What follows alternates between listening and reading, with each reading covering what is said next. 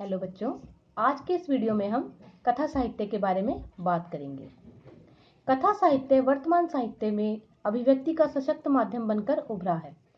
कथा साहित्य में गद्य की दो विधाएं कहानी एवं उपन्यास आती हैं।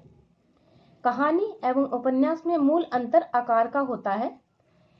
उपन्यास आकार में विस्तृत होता है एवं कहानी लघु भी होती है और थोड़ी सी उससे बड़ी भी होती है।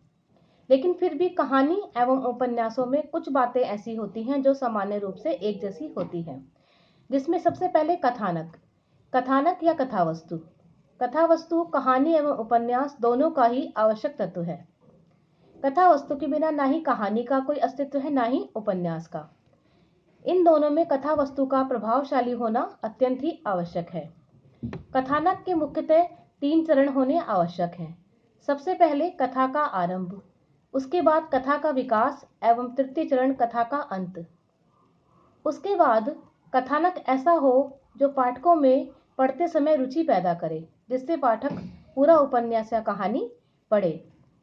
फिर उसके बाद दूसरा चरण आता है पात्र या चरित्र चित्रण का। कहानी एवं उपन्यास दोनों में ही पात्र होने आवश्यक हैं। इसमें पात्रों की संख्या में अंतर है। उपन्यासों में पात्रों की संख्या बहुत ज्यादा होती है, इसकी अपेक्षा कहानी में इनकी संख्या बहुत ही कम रहती है।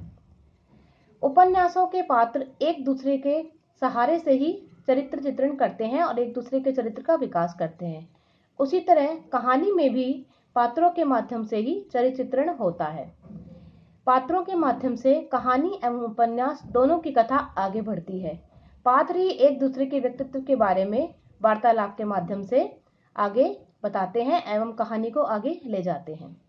इसके बाद कहानी या उपन्यास में परिवेश का होना अत्यंत आवश्यक है। परिवेश में वातावरण, देश काल, समय, स्थिति आदि सभी कुछ आता है। ये राजनीतिक भी हो सकती है, आर्थिक रूप से भी हो सकती है, ऐतिहासिक रूप से भी हो सकती है। किसी भी रूप में परिवेश का चित्रण हो सकता है। परिवेश ग्रामीण भी हो सकता है, शहरी भी हो सकता है या ऐतिहासिक भी हो सकता है। वातावरण के माध्यम से उपन्यासकार ऐसा चित्र प्रस्तुत करता है कि पढ़ने वाला भी उसी वातावरण में स्वयं को मौजूद पाता है। इसलिए उपन्यासकार का या कथाकार का यह प्रथम दायित्व है कि अपनी लेखनी से ऐसा वातावरण या परिवेश उत्पन्न करे जिससे पढ़ने वाला उससे एकदम स्वतः ही जुड़ जाए। उसके बाद कहानी या उपन्यास में उद्देश्य की बात आती है। हर कहानीकार का कुछ न कुछ कहानी या उपन्यास लिखने में अपना एक उद्देश्य होता है। अगर हम उद्देश्य को विस्तृत रूप में लें तो इसका आशय विमर्श से लगाया जा सकता है। विमर्श में कथाकार जब कथा लिखता है तो उसके लाभ, हानि, समस्या, समाधान, गुण, दोष सभी कुछ आ जाता है। विमर्श में अर्थ लिया जाए विमर्श का तो समाज पर कहानी या कथा उपन्यास का क्या असर पड़ रहा है, ये सभी कुछ देखा जाएगा। आजकल आपने स्त्री विमर्श और दलित विमर्श के बारे में काफी सुना होगा।